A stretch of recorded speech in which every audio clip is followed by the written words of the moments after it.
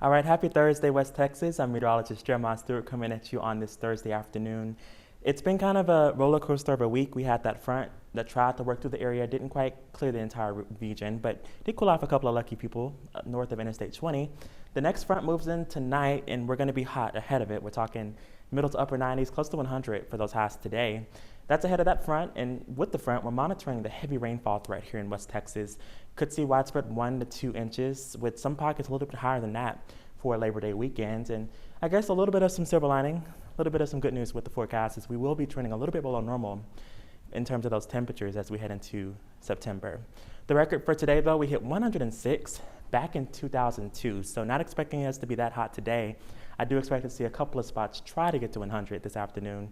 Record low right around 60 back in 1992, and record rainfall just shy of an inch back in 1944, and most of us looking dry for today, except for some of those mountain showers and some isolated showers here and there.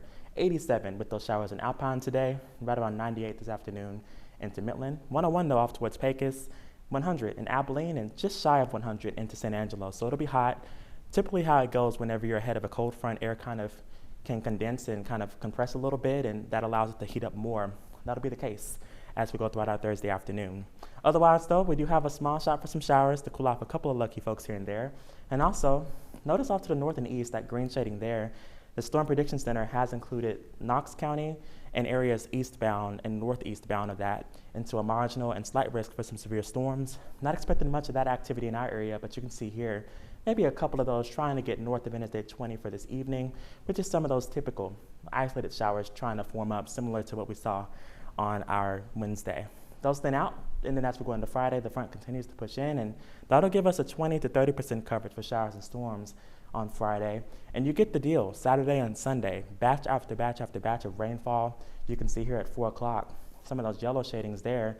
Sunday, same deal, orange shadings indicating the potential for some very heavy rainfall as some of these disturbances kind of ride south along the front heading into this weekend. Here's Sunday, still seeing rain on some of these computer models. So really kind of stuck in this pattern for the first few days of September. The Climate Prediction Center still keeping us with that 50 to 60% chance of having rainfall above normal for the first few days of September. So we'll be in this pattern a little bit here and there, and as a result, mosquitoes love this type of weather, and we're going to have moderate mosquito activity today and tomorrow, shooting up to very high as we go into our Saturday and Sunday.